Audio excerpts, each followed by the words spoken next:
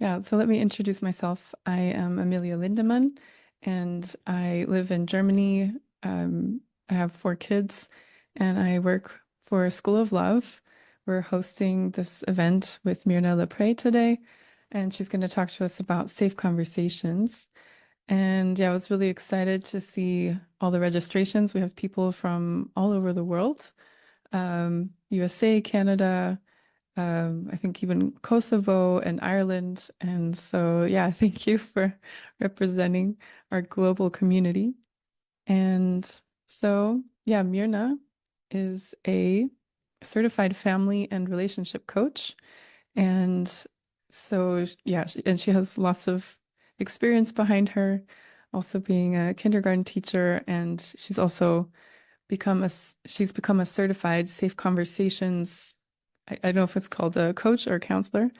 Um, so yeah, so I was really excited to do this webinar with her. Um, yeah, so I'll just talk a little bit about School of Love's mission. We are here to really empower parents to be able to have deep conversations with their children about sexuality. And in order to do that, we have to really nurture the bonds that we have with our children, develop that relationship, as well as sometimes, yeah, start new habits or new culture in our family because yeah, a lot of us maybe haven't had these open conversations about sexuality. And yeah, and so I felt like safe conversations is very relevant for this. Um, yeah, we did a webinar a few months ago. It was called Three Highly Recommended Practices to Do in a Family, which you can find on our YouTube channel. And yeah, she just said, just sort of on the side, oh, and by the way, Safe Conversations is also a webinar that I can offer. And I said, okay, thank you, but I didn't really take it into account at the time. But later, a few months later, you know, like every family, there were some tender issues coming up in my relationships. And I was thinking, I wonder how that safe conversation goes because I could really use that now. And yeah, sometimes in every relationship, things aren't always as smooth as we'd like it to be, or we have issues that we want to address. And yeah, we want to address them in the most peaceful way possible. And yeah, with our relationship with our spouse or with our friends, with family. And yeah, I think this is so relevant to School of Love because, yeah, kids feel so much safer and at ease when uh, we as a couple are doing well, when we're communicating well, when we're not, bringing each other down, but building each other up. And and we're also building their sense of what it's like to be married, we're their example. And so yeah, we have a lot to improve all the time. And I'm excited to see what safe conversations can do in this aspect of being a married couple. But also, yeah, like I said, any relationship can really benefit from this, I'm sure. Also, the parent-child relationship, there are lots of sensitive issues in that area. And yeah, ultimately, we just want to be there to help our child to open up to us, and that means building up trust so that we can be there to support them. So that's all I have to say. And without further ado, by the way, we'd love to see your faces if it's possible. I know it's not possible for everyone, but yeah, don't hesitate to turn your camera on. And yeah, I would like to now bring up Myrna Lepre to come speak to us. Hi, so good to meet all of you across the world. Um, yeah, so for over 20 years, I was a kindergarten teacher, and I also worked with in different church situations with um, teens, with adults, And my husband and I, I'll share a picture in a minute, but my husband and I were raising three sons. And I wish I had known about Safe Conversations when they were much younger. So the reality is that, we can't change what happened in the past, but we can start now and make different choices going forward. And in the reality, safe conversations can apply to any relationship. It's not just, parent-child or family, husband-wife. It can apply to any relationship where we are um, wanting to have better communication with each other. So the first part, I'm going to give you some of the background and the practical theory of safe conversations, and then you're going to have an opportunity to practice the skill. Because before we can use it with other people, we first have to learn it ourselves. We have to be able to understand and put it into practice. So we'll have a demo of a couple who is doing the process, but like I said, it can be with any type of relationship.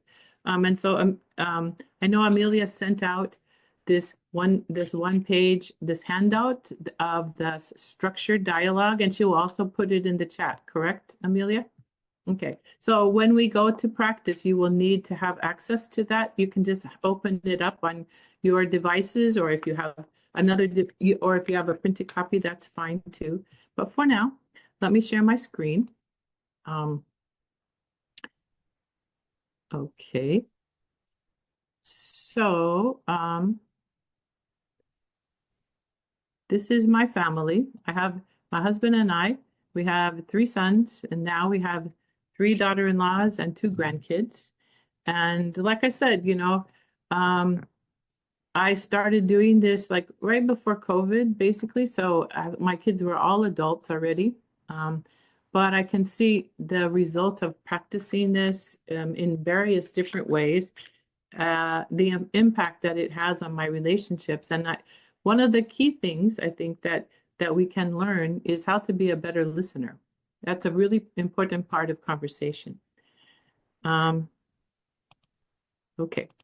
All right. So I like to call any relationship, it's two people and the space between. And I like to call it a sacred space. So basically, the invisible space in between is our relationship. And we'll talk about that a little bit more, but this is the point of connection. When we recognize that it's really a place to honor and to be able to figure out better ways of connecting. And so today we're going to touch on three areas. The first is the structured dialogue, which is because we're retraining our brain and having a different way of relating, then we need to learn a certain way, at least initially, of practicing it. The second thing is caring for the space between. So we do that by limiting negativity, put downs, criticisms, arguing, yelling, and we replace it with affirmations, appreciation, and loving acts of kindness, and learning how to also care for ourselves when we need a break from a conversation, when we have to say, okay, I need to calm down. And the third thing is recognizing that all of our experience in the past impacts our present relationship. Things come up that remind us of something from the past. And in that way, it can come into and even interfere in the current relationship that we have with someone. And so basically, connecting describes us. We're meant to be connected as couples, families, social institutions, and communities. And in fact, we can't feel joy in life alone, or we can feel a greater joy when we are interacting with our family, with our community. And this is supposed to be wonderful.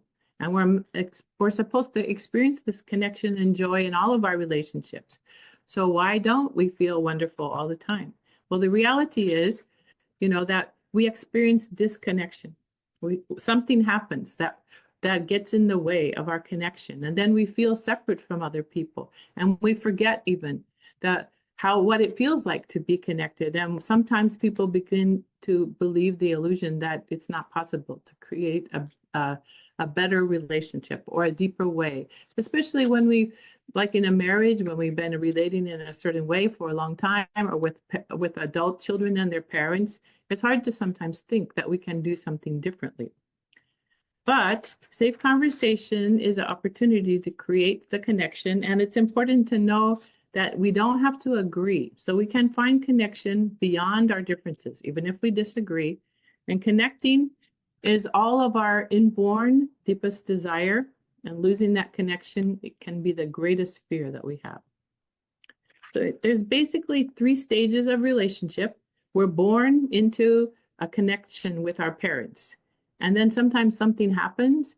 It can be small, it can be large, it can be something where, your mom or dad just didn't hear you, you're crying for a bit, and so the baby gets really upset. Or it can be something bigger, like where there's a sickness or a death in the family, or some kind of societal disruption, like a war. And then there's many different levels of disconnection, but then the rest of our life, we're trying to reconnect, whether it's just in that moment with someone that we've had an argument with, or where it's something big that we have to rebuild and work at reconnecting. So I'm going to show you a short video. This video was part of an experiment at Harvard University in 1975. And you will see in this short video that 3 stages played out with this mother and child. And because it's quite challenging to watch, actually they stopped doing the experiments now after that, but I'm going to go ahead and play the video. Babies this Sorry, one second. young are extremely responsive to the emotions and the reactivity and the social interaction that they get from the world around them. This is something that we started studying 30, 40 years ago, when people didn't think that infants could engage in social interaction. In the still face experiment, what the mother did was she sits down and she's playing with her baby, who's about a year of age. I'm like a girl. Oh. And she gives a greeting to the baby gives a greeting back to her. Yeah. This baby starts pointing at different places in the world, and the mother's trying to engage her and play with her. They're working to coordinate their emotions and their intentions, what they want to do in the world. And that's really what the baby is used to. And then we ask the mother to not respond to the baby. The baby very quickly picks up on this, and then she uses all of her abilities to try and get the mother back. She smiles at the mother. She points because she's used to the mother looking where she points. The baby puts both hands up in front of her and says, "What's happening here?" She makes that screechy sound at the mother, like, "Come on, why aren't we doing this?" Even in this 2 minutes, when they don't get the normal reaction, they react with negative emotions, they turn away, they feel the stress of it, they actually may lose control of their posture because of the stress that they're experiencing. Okay. I'm here. And what are you doing? Oh, yes. Oh, what a big girl. It's a little like the good, the bad, and the ugly. The good is that normal stuff that goes on, that we all do with our kids. The bad is when something bad happens, but the infant can overcome it. After all, when you stop the still face, the mother and the baby start to play again. The ugly is when you don't give the child any chance to get back to the good. There's no reparation, and they're stuck in that really ugly situation.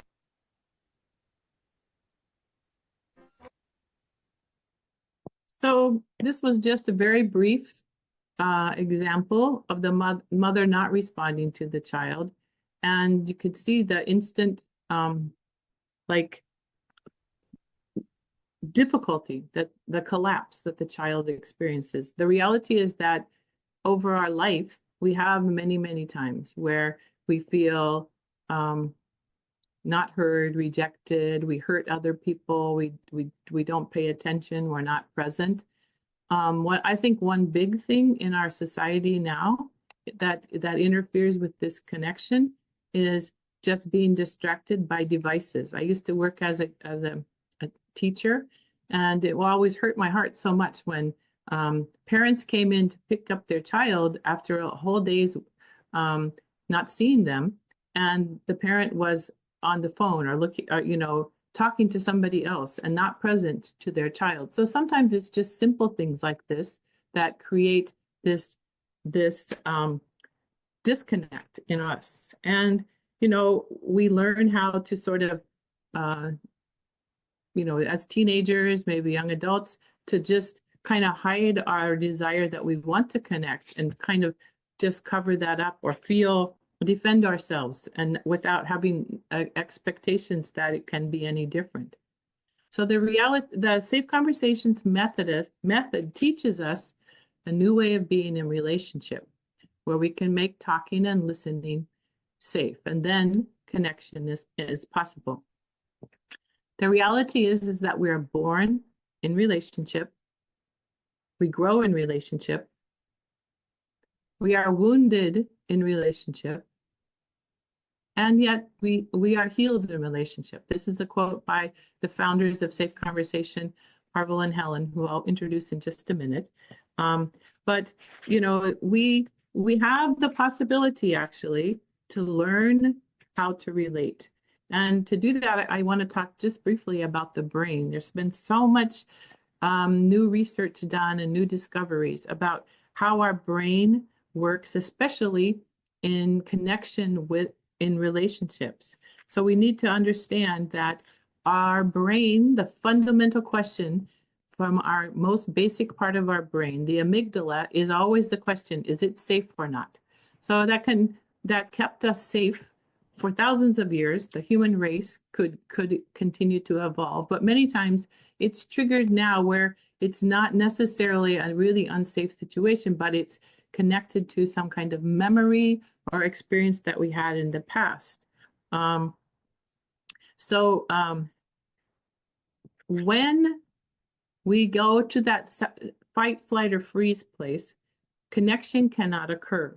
If you ever have seen a toddler having a temper tantrum, or a teenager, or even an adult, we sometimes revert back to that 5-year-old self, and we can't be reasoned with. When we don't feel safe, fight, flight, or freeze is our basic go-to. Then we can't create connection with other people. And Dr. Daniel Siegel is a doctor from UCLA, and he developed this hand model of the brain. I don't know if you can see my hand here, but if you look at the hand, this part here is like the amygdala and the lower part of the brain, covered up by the prefrontal cortex. The prefrontal cortex is the upper part of the brain, which continues to grow, and it's the part of the brain that helps us figure out how to relate, and it helps us to remember good experiences in the past, and also to have win-win situations, to find ways to be able to relate, so that we can get better at connecting. But if we get triggered by something from where we don't feel safe, he calls it that we flip our lid. And so that's the part where the amygdala, there's not any connection, and we can't be able to engage in that way. So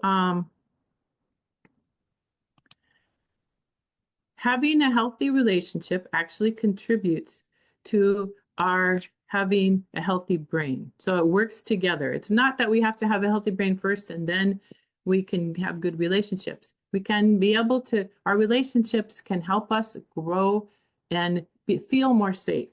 And so the news about the brain is that there are healthy ways of relating can be taught, like the safe conversations. That relationship and how to relate and how to do it healthily can be taught.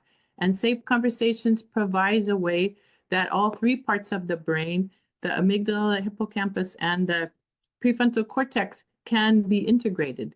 And we can learn how to co-create solutions, but it takes practice. So that's why you're here, to learn the practice of it. So these are the founders of Safe Conversation, Doctors Harville Hendricks and his wife, Helen Kelly Hunt. And they have a blended family.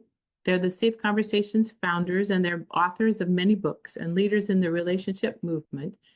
And prior to 2010, they worked mostly with couples in a counseling situation. But then at 2010, they decided to take it out of the clinic and into the community. And they started using Safe Conversations in many venues, including with families, but also in communities. They did some work with community leaders and the police in that area. They did things within businesses and how to have better ways of relating. And especially during COVID, they started teaching Safe Conversations online and taught many facilitators like me to be able to do this. And the core question that they came up with is, why do people fight? Why do we disagree? Why do we argue? And they discovered that it's our objection to difference. Like, it's basically me seeing my point of view and you seeing your point of view, and then each of us saying, you're wrong, no, you're wrong. And so that creates a lot of anxiety and disconnection and conflict. And so if we can find ways of connecting even beyond our opinions or our differences, then we can get beyond this feeling that it's a threat to my personhood, which is what triggers the fight, flight, or freeze. And because what we all want are relationships that are safe, where we can find a connection and really feeling full aliveness. And again, as I said in the beginning, no matter what kind of relationship we're talking about, the space between is what we have to care for. The quality of our connection is determined by what we put into that space. So if with two people and their relationship, if we put in complaints, criticism, put downs, a lot of arguing and fighting, we get a much worse relationship and connection than if we try to practice loving acts of kindness, affirmations, appreciation, learning how to listen to each other. And as I said, our past impacts our present situation. So if I grew up in a family that fought a lot and the parents were shouting and they got triggered, I can get triggered by my father, my partner, my children, my boss, my coworkers, because it takes me back. It triggers me back to that situation. Or if if I grew up in a home where I wasn't allowed to express my opinion, if there was no room for saying that I disagreed with something, then sometimes it can get triggered by when our children argue back or talk back to us, and our reaction can be greater than just what is happening in the current relationship, because it's bringing in our past experiences and the emotions that are connected to that. So to be conscious, then we have to practice curiosity. When we practice curiosity, instead of frustration, anger, put downs, criticism, when we choose to have compassion and understanding, then we can be able to get to a place of empathy and connection with each other. So it's a choice that we have to learn to make and help ourselves to not just go on whatever is our habit. So today I said that we would touch on 3 things. So we talked about making a decision about the space between and how our past impacts our present. So now we're going to talk about the structured dialogue, which you're going to practice in a little bit.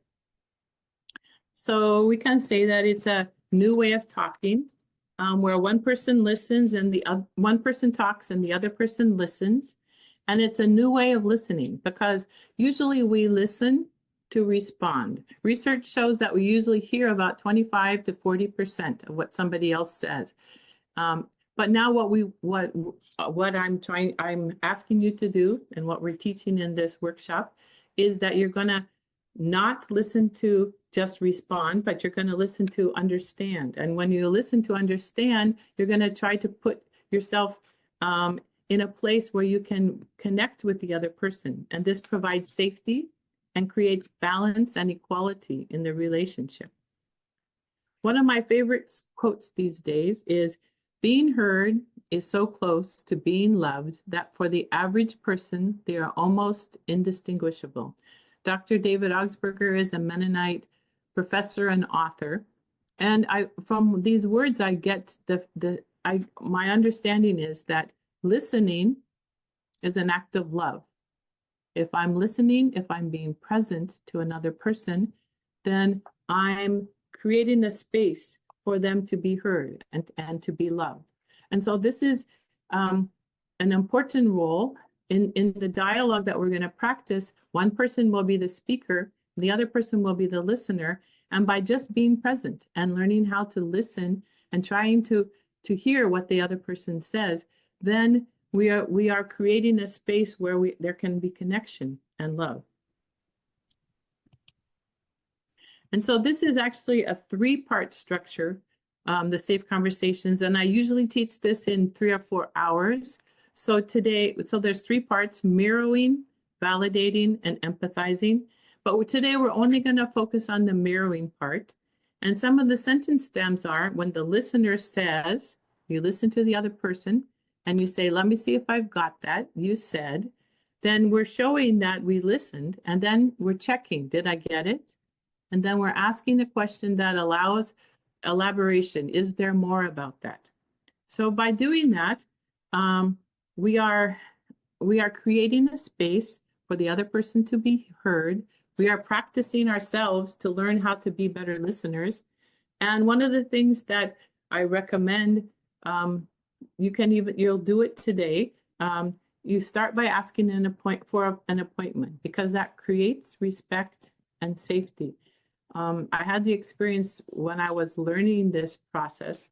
My husband worked from home, and I would sometimes have the habit of just going in and talking to him and not checking first if he was ready to listen. And so I had to learn how to do that, like to practice respect and create a space where he could actually really be present to me. I had to say, is now a good time to talk? And if somebody says no, then say, well, can we do it later today? Or how about tomorrow morning? We make another opportunity to do that, because we really should be present and not distracted by anything else that's going on. So in the mirroring process, you're going to see a demo in just a minute. It's between 2 people. And again, this is just learning the skill. It can be with any 2 people, any different relationship. But the sender is the person who talks and who shares their appreciation. And they confirm that it's accurate. And then they see if there's more about that, what they think about what's more. And the receiver just uses those phrases that I gave. Let's see if I got that. You said, and do your best to repeat back what they said and check, did I get it? And then check for, is there more about that? And then at the very end, you summarize if you've got all of that. And I think everyone will probably experience how it's not that easy to remember everything that the person said, because we don't practice this very, very often. We don't have the opportunity to really listen to each other.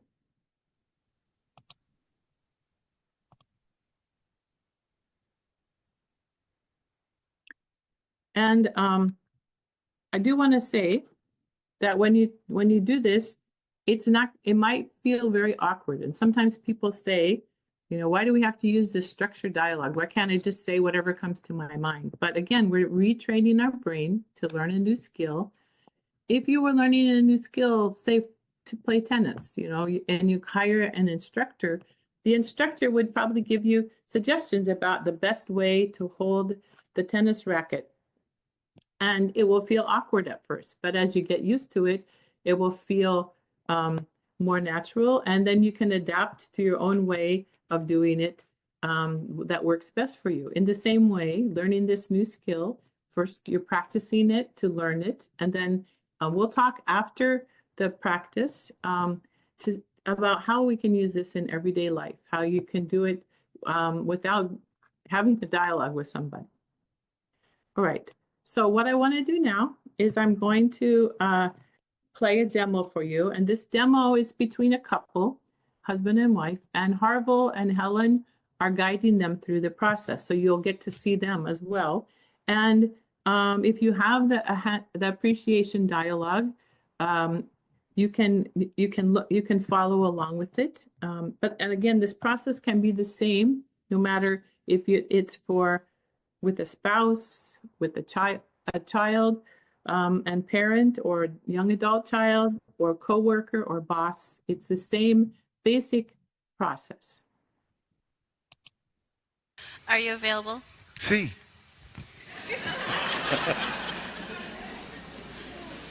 Okay, so now make eye contact with each other and take 3 deep breaths.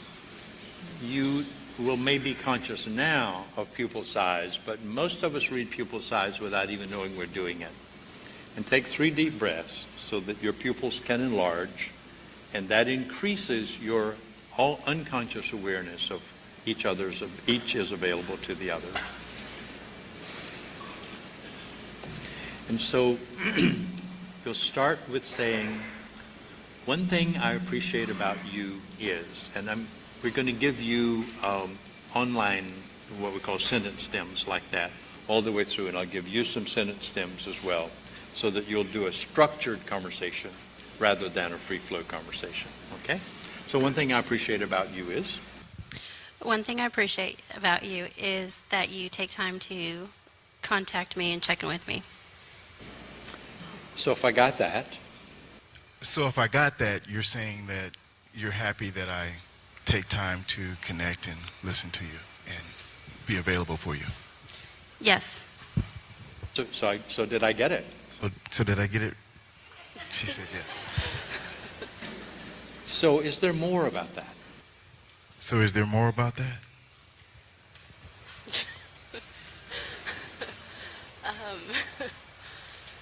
So I'll give you a lead sentence. When you do that, I feel.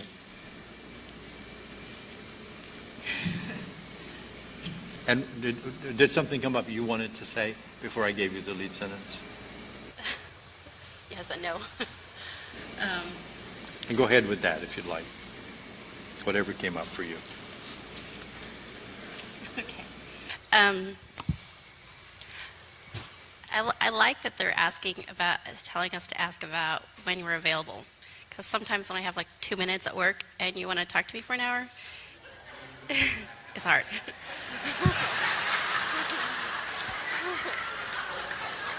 But I like being contacted. Because we want this to be an appreciation rather than a criticism.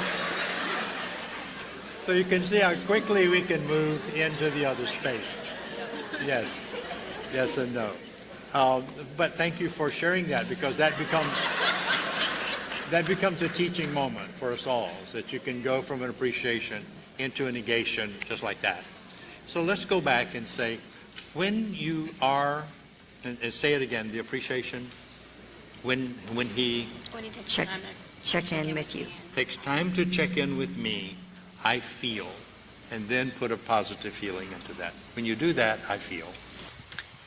When you check in with me, I feel like I'm on your list of things that are important for the day. If I got that? So if I got that, when I check in with you, it makes you feel as though you're important to me, and it's important that I connect with you in that way. Did I get that? Did I get that? Yes. Okay. Is there more about that? Is there more about that?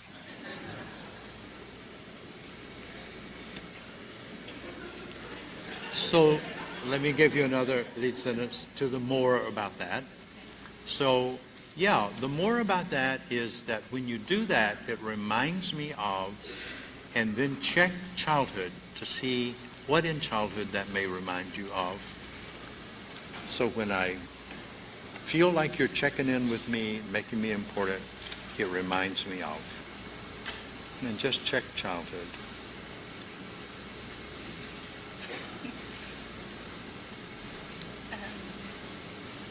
Okay, start that again. Was there anyone in childhood that made you feel the way Joel makes you feel when he checks in with you? Or did it not happen in childhood? Didn't happen in childhood. It reminds me that in childhood, and you finish that sentence. It reminds me when you check in with me that I have someone now that cares and that checks in with me, that I'm important to someone now. And that's different from my childhood. Okay. Yeah. So it's still And that's structured. different from And my that's different childhood. from my childhood. Okay. So I want to invite you just to back up and just say it one more time. When you do that, and I feel somebody cares, it reminds me that in childhood, no one. Say that again. I'm sorry. She doesn't think she can say that I again. don't think you can say that. Did I get that?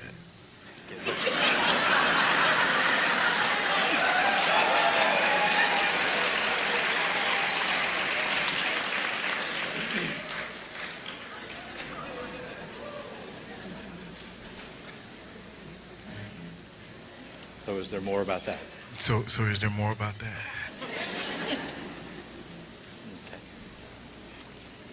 Okay. So now what we'd like you to do is to summarize. So if I got all of that.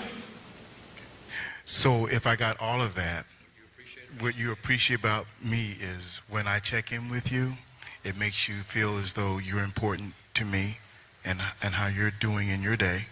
And that reminds you that in your childhood you didn't have that, but now you do because you have somebody that's always checking in. Did I get it all? Did I get it all? All right. Beautiful.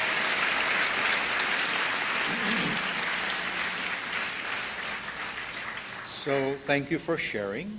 So thank you for sharing. Thank you for listening. Thank you for listening. And now at the end of this, you get a 1-minute hug. Okay, would you do that? Okay.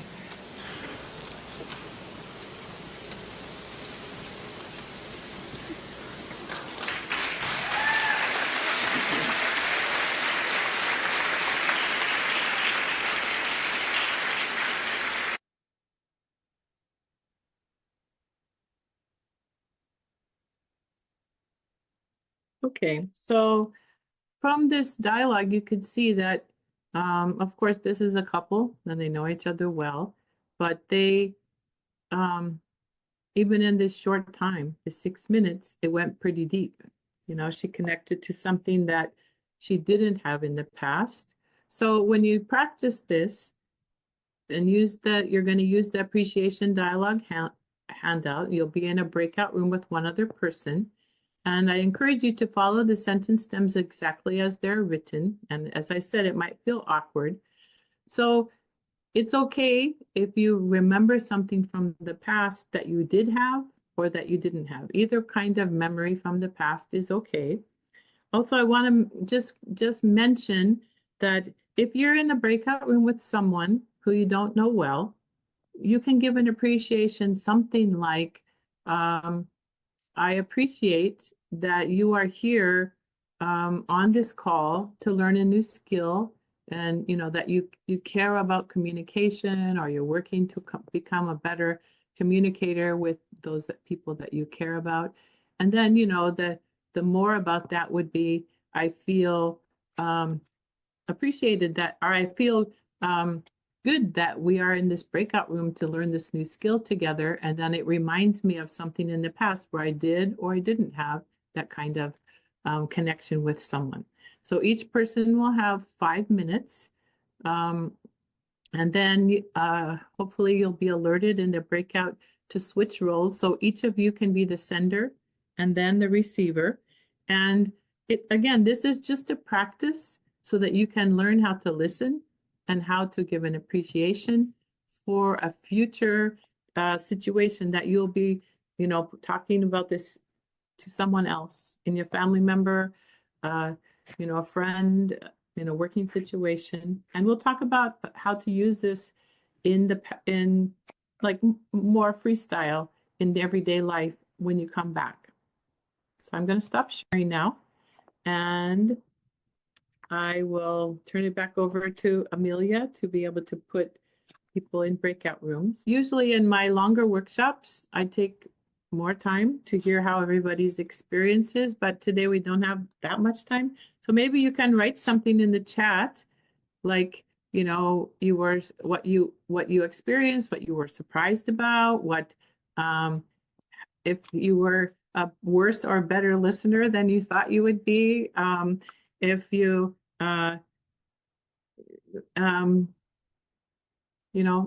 what it felt like to have somebody just be present and listening to you, to be a listener, anything along those lines. And then I want to just share a few slides about, how we can be able to use this in everyday life. So maybe what I'll do is I'll go ahead and share the slides. You can think and write something in the chat, and maybe we can read it out before we complete this workshop.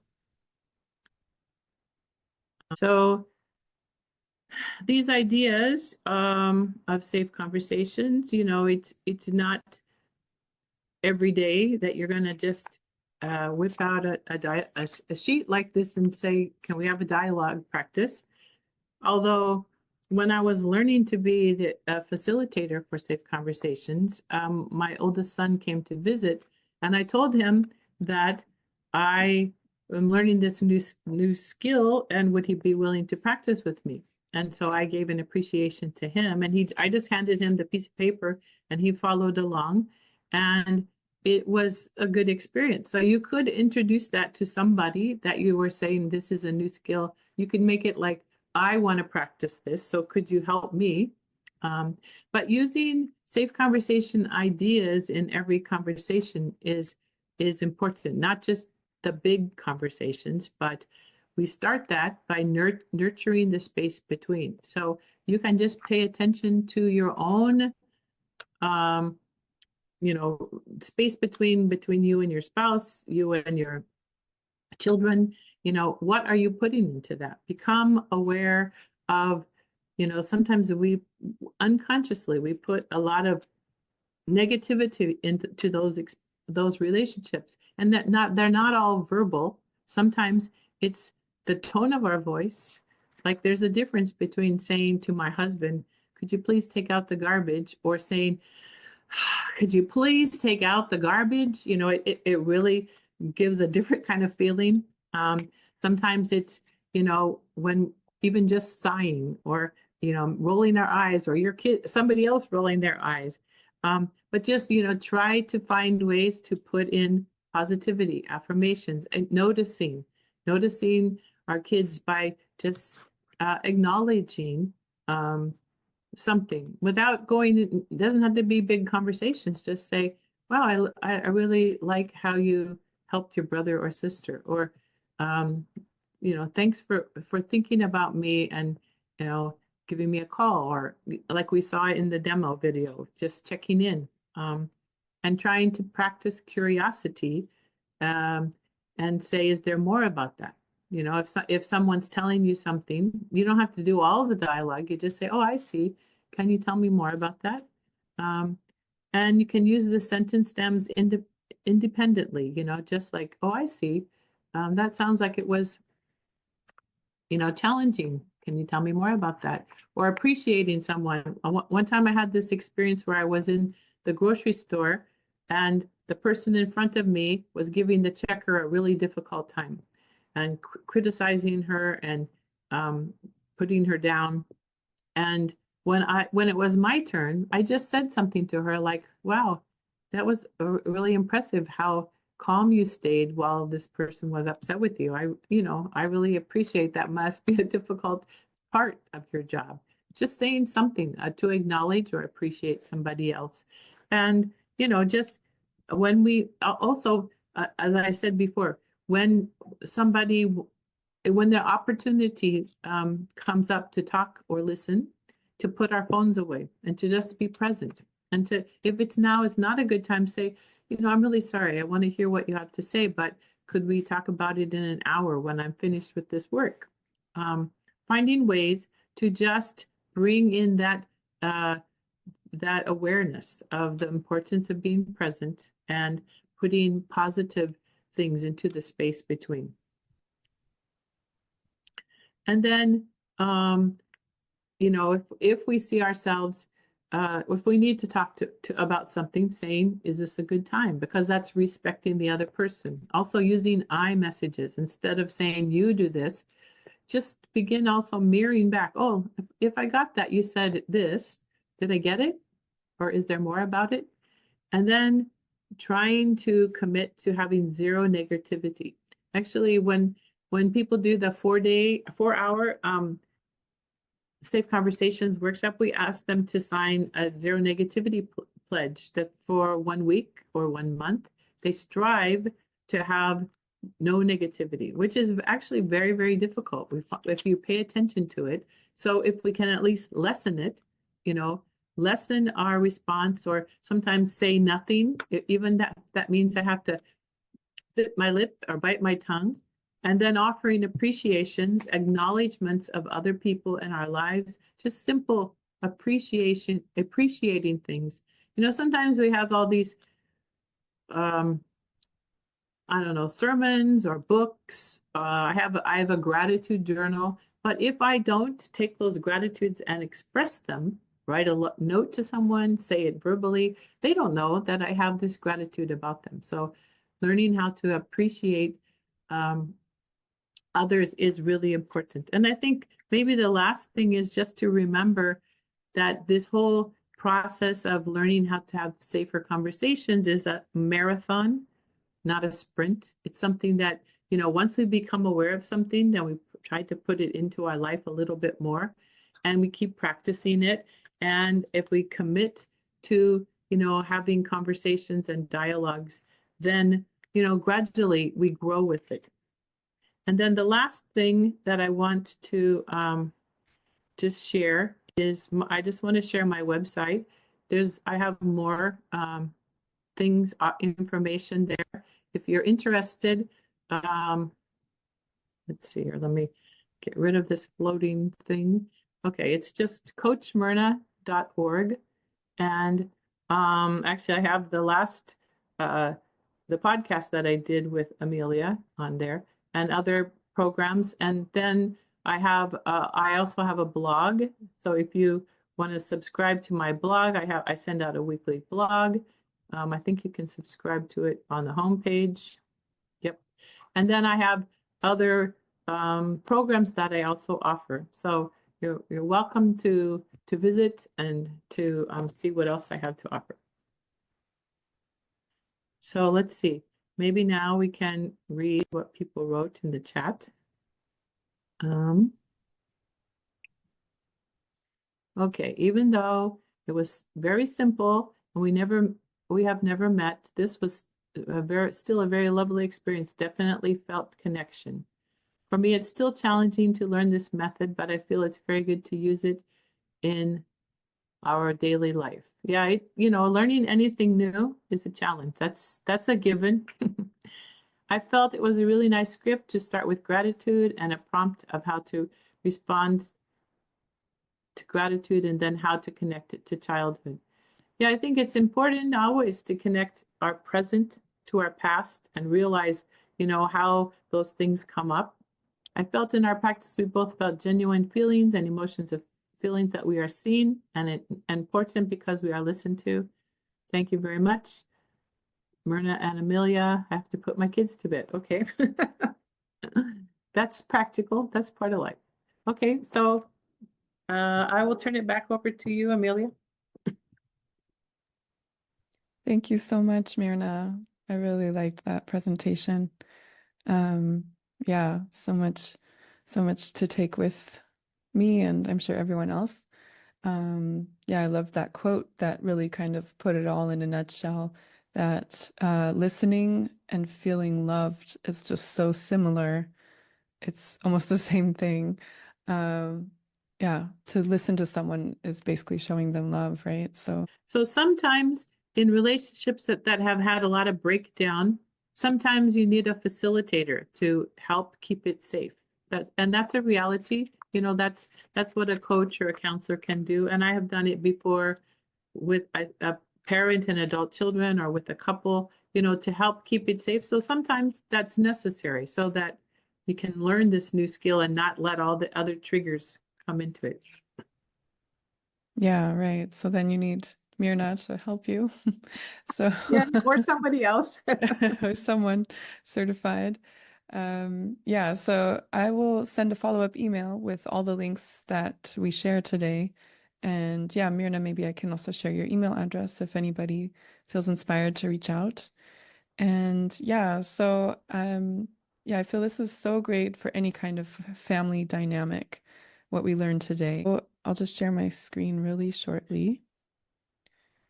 This is a QR code, and this you can scan it, and it will lead you to all of our platforms. Thank you. All the best as well.